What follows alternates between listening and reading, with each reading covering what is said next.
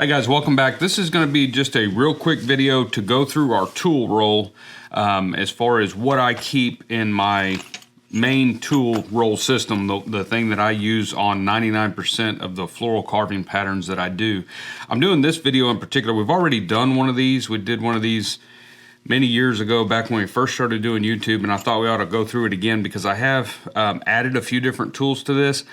But generally, it's exactly the same as it was in the other video. But I'm doing this one mainly so that we can, if you're going to, say, Prescott, Arizona in February, this is 2024 when this video is released. If there's a show in Prescott, Arizona in February, Sheridan, Wyoming in May, Waco, Texas in August. And at those shows, we do teach classes.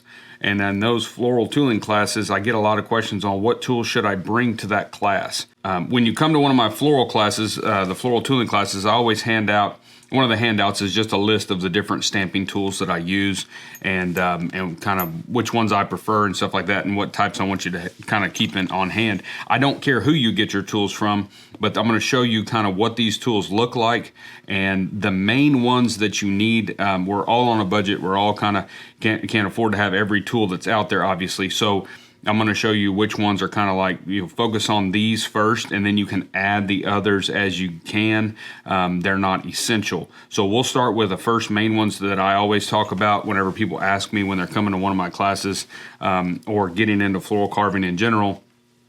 What tools, stamping tools, should I focus on the most?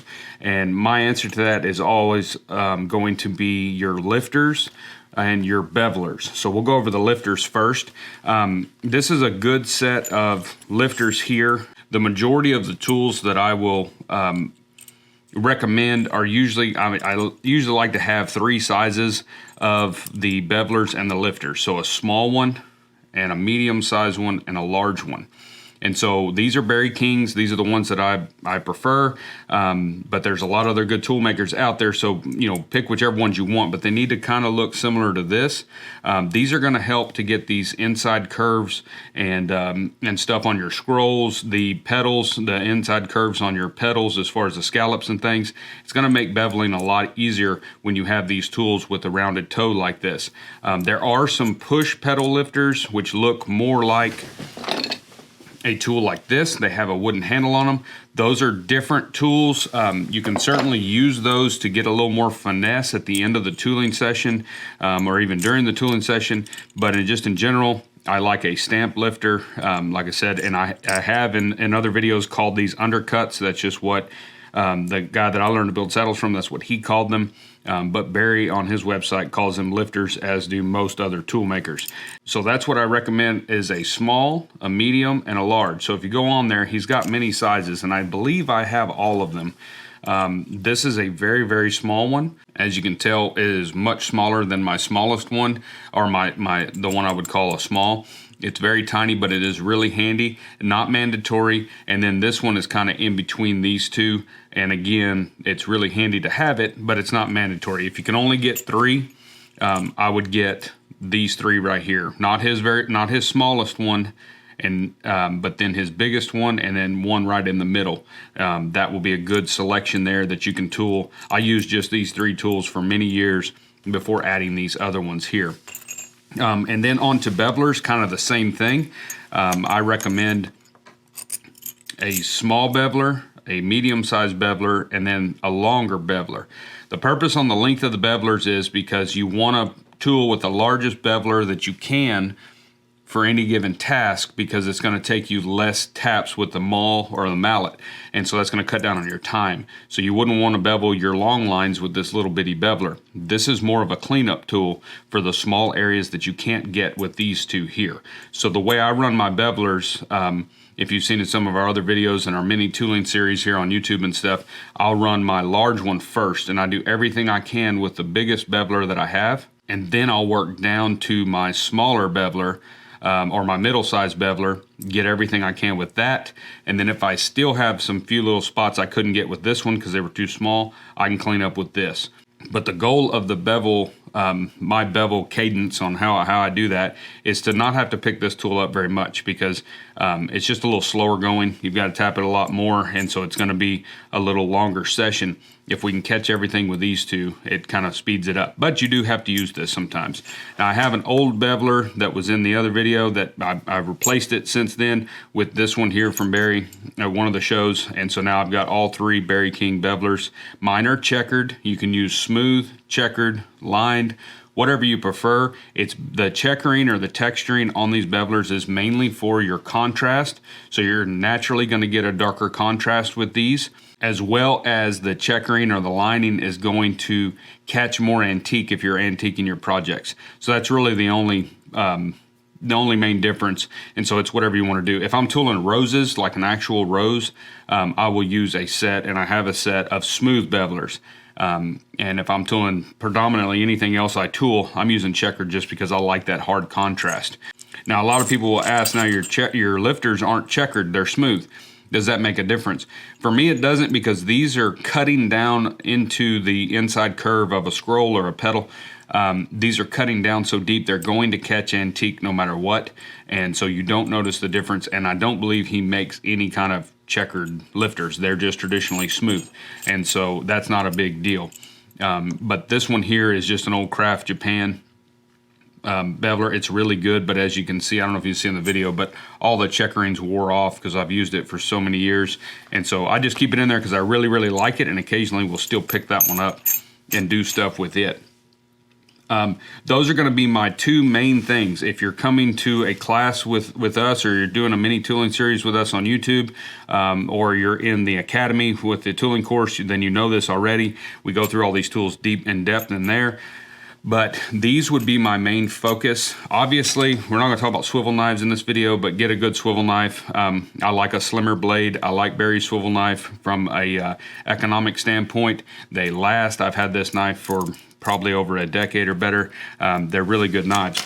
But use whatever knife you want, but you need a good swivel knife, obviously. But as far as your stamps, lifters and bevelers are going to be your main focus for me. I can deal with the veiners that you have, the pear shaders that you have, thumbprints you have. We can work through those things as we go along. But this right here is what's going to begin to get your depth and your tooling down so that you can background and everything else. All the rest of it is your decorative stuff. And so that would pertain to all of your thumbprints, which they're like a pear shader, but they're much thinner, so they're not quite as fat. Your traditional pear shaders, what they call pear shaders, are shaped like a pear shape. So those are more of like the craft tool type pear shaders, and they have their place. They have a really good imprint. Many people sell this style of pear shader, and they come in a variety of sizes, and they're really handy to have. So you definitely need a variety of those, just all kinds of different shapes and sizes and textures, smooth and checkered and lined, whatever you want to do. But as far as in my tool roll, I pretty much just keep my thumbprints, and these are Berry Kings, but these are thumbprints. I keep a set of lined or horizontal lined and vertical lined thumbprints in there, and I have two different sizes. So for each one, I have two of them. One's big and one's littler.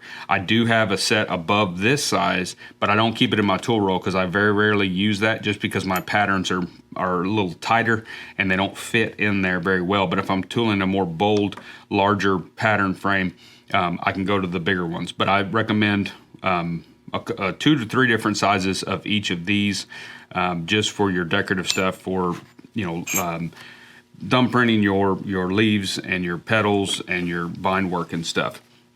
On to that, after that, we've got our mule's feet. These, you can use craft tool, you can use whoever you want. I prefer Berry's or somebody's, anybody else's, custom guys, a little higher end tool. They are a little crisper, but you're only using them every so often. You're not using this tool a lot, so it's hard to justify the expense on these sometimes, but they are really nice. And so we've got a full set here from Berry. I've got I'll get them in order here. I've got a really tiny one, a little bigger one, and then a large one. And that just depends on the vine beam that I'm putting these on. And like I said, I use these sparingly. I think you can use these far too much in a pattern and make it very distracting. And then a wiggler. This is the same wiggler that was in the original video. It's just a very cheap Craft Tool or Craft Japan or something. Barry sells some wigglers. A lot of people sell wigglers. It's basically a veiner, but it's just got a little wiggle line, basically, is all it does. And all I do with this basically is like on my stumps. I may decorate our stumps of the flowers with this, and also on our scrolls. Our big scrolls will etch around the outside of those. The next up would be a leaf liner. Again, this is not a mandatory tool, but once you have one, they are really nice to have. They give that leaf vein, that runs down the middle of the leaf, it gives it a lot of definition, a lot of contrast, and it catches a lot of antique. So that's a really neat tool. Like I said, it's not a mandatory thing, but it's one to add. And then here's a little seed burst is what I call it. I can't remember what Barry calls this, but it's got a dot right here in the bottom, and then it's just got lines that come off of that, and that is used on little pods and different things where you've got a V shape and you want to put this down in there and just add a little bit of something there.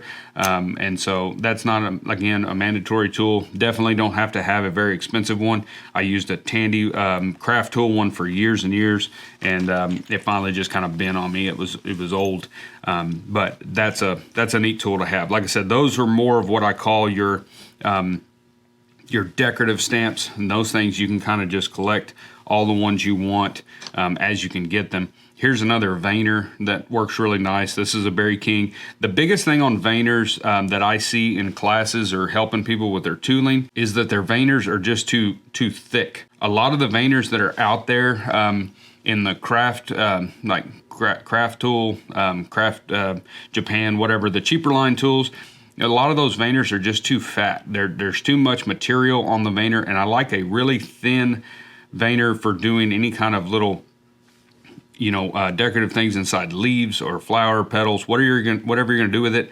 I'd want it to be as thin as possible. So that's something to just kind of consider. I've also got one from Barry that's smooth. I think this is more of actually like a stop maybe, but it works really neat, gives a neat effect. Again, you don't need a smooth one. You mainly just need one decent thin lined veiner, as far as I'm concerned, for doing any kind of decorative work with those. And then we get down into our backgrounding tools. Now this is it's not controversial, but a lot of people have an opinion on backgrounding. Since the Sheridan style tooling came to prominence, like everybody's tooling that pretty much, or some form of that, at least influenced heavily with that. Many people think bar grounding is the only way to background. I personally, it doesn't really matter to me. I know bar grounders are difficult to run. Here's a set here. These are Berry Kings. I will say, if you are going to try to buy bar grounders, or you want to do bar grounding for your background, and basically it's just a line of little bitty dots, you're going to want to buy a good set of these, and you're going to spend $100 or better on a good set. But I've just found, in my experience, there may be some better ones out there now, but I haven't messed with them. But in my experience, the cheaper ones just don't give a decent impression, and you're better off just using a good matting tool. And there's nothing wrong with backgrounding with a matting tool. To me, that still looks really nice. It just depends on what kind of look you're going for. I'm not tooling background, I'm tooling floral carving. So I'm not too concerned about the background, as long as it looks clean and it looks even, it doesn't look mushy. So if you can do that with a matting tool and a better quality than your bar grounding skills at any given time, then I recommend just using a matter. There's nothing wrong with that. The deal with bar grounders is I'd always recommend, these here are 45s, size 45 bar grounders. They come in a 3, a 5, and a 7. And so when you're buying these, don't buy, a lot of people think, well, I do wallets and knife sheaths and things, so I need the smallest bar grounders I can find. I don't recommend that if you're just learning how to bar ground, because these little ones, these here are 30s, and these things are really difficult to run when you're first learning how to run a bar grounder. So if you're new to floral carving, stay away from the 30s. I would recommend 45s. I think they make one bigger than that, but 45 looks nice on just about anything. I used this set right here for many years, and then finally got a smaller set, and I do enjoy using this on smaller items. It gives it a really refined look, but they are much more difficult to run. So if you're going to a show this year and you're having trouble running your bar grinders, and you've got the size 30s or even the 35s, and you're having trouble with those, I'd encourage you to go by a booth where where somebody makes a really good quality bar grinder and run a little larger one and see if you can notice the difference and how much easier they are to run. So, but again, on background, it's up to you. I don't really care if somebody uses a matting tool. I will still use a matting tool for certain jobs, certain projects that I'm making, just because it has a particular look that I'm looking for versus the bar grinder. So I use them kind of interchangeably, but the majority of what I do is bar grinding because I like the way that looks. But it's not a mandatory deal. So if you're with a matter and the bar grinder scare the heck out of you, just don't worry about those. I'd rather get your beveling and your depth of your tooling and your case work and all that stuff, and your decorative work on your flowers and your decorative cuts. I'd rather focus on that and get that perfect. We can address the bar grinding later if that's something you want to do, but it's not mandatory. On this end, I've got just one little tool that I hardly ever use anymore, and it's a flower center liner. This tool is designed for all of your flower centers. So most of your flower centers are going to be some type of round or oval tool, and there's a variety of those. All I'm going to say about flower centers is just if you see one you like, buy it, because you can always use them on different flowers. You can take the same flower, put a different center in it. You've got a kind of a different looking flower than what you're always tooling, even though it's the same flower. So flower centers are just kind of a collector deal. Just start gathering them up as you can. If you've got one or two good ones, that's fine for most of your work for many years, and then you can add different ones as you want to go. But this tool here is basically, it's got vertical lines in it. It's got a little concave spot right here on the end, and that fits around that oval or round portion of the flower center. And that's just to do somewhat what the leaf liner does, which is to accent that flower center and impress down and cause some contrast to make that flower look like it's coming up out of that flower center. A really good tool. It works really well. The only reason I don't use it, and I say that I don't use it much anymore, is because I just kind of was lazy one day and I started using my my thumbprint with vertical lines in it. I just grabbed it. I don't know if I couldn't find that one or what, but I just grabbed it and started using it. And I've got a little bit more variety and ability to finesse that tool inside those petals down by the flower center using this. So if you're, again, we're all on a budget. You can't buy every tool that's out there. So if you're looking at, well, I need a thumbprint, but I probably need to get a flower center liner, just buy the thumbprint, because you're going to use it way more, and it'll do the same thing as this tool will. And so if you're kind of questioning that, just get some thumbprints. You can do your flower centers and get that contrast down in there, get that depth down in there with those without much trouble. That's my tool roll. That's pretty much everything that I haul with me. If I've got a tool, I don't tool at the house much anymore. During that first video, I was still tooling at home quite a bit in the evenings and stuff, just stay caught up. Now I really don't, but I like this kind of tool setup. We may talk about in a video on how to make one of these tool rolls. They're not very difficult, as you can see, but just whatever you're going to put your tools in is not that important. It's just that whatever works for you. But this tool roll here, if this building catches on fire or whatever, I can grab this tool roll and I've got the majority of the tools that I need to do my job. Outside of that, I've got another deal over here full of an array of tools. Some of them are modified handmade tools that I've kind of tweaked and stuff, and just another collection. And then I've also got a can full of a bunch of other tools here. And in here is just a variety of stuff. A lot of basket stamps. I've got to do something with this little tomato jar. It's just a collection, a menagerie of stuff. But I've got some borders in here. I've got different things. I've got some geometric stamps, some other flower centers, pear shaders, some things I've made for doing figure carving stuff. Just kind of a bunch of stuff. And I know where they are, and I can grab them when I need them, but they're just not very organized. But these are tools that I don't necessarily need to tool a pattern.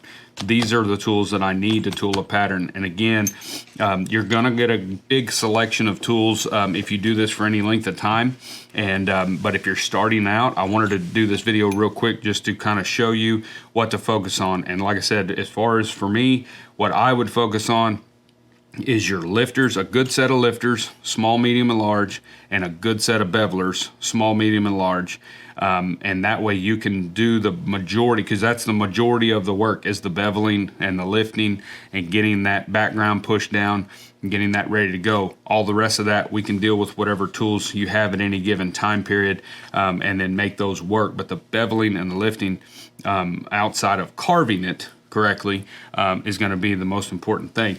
And then, like I said, on this side here, these are some that I'm talking about that aren't necessary, but they're nice to have, and that's like crowners. A lot of people have seen me use these crowners, and they're basically just almost like a camouflage, but they're checkered, they're smooth. I think they come in checkered and smooth, different sizes.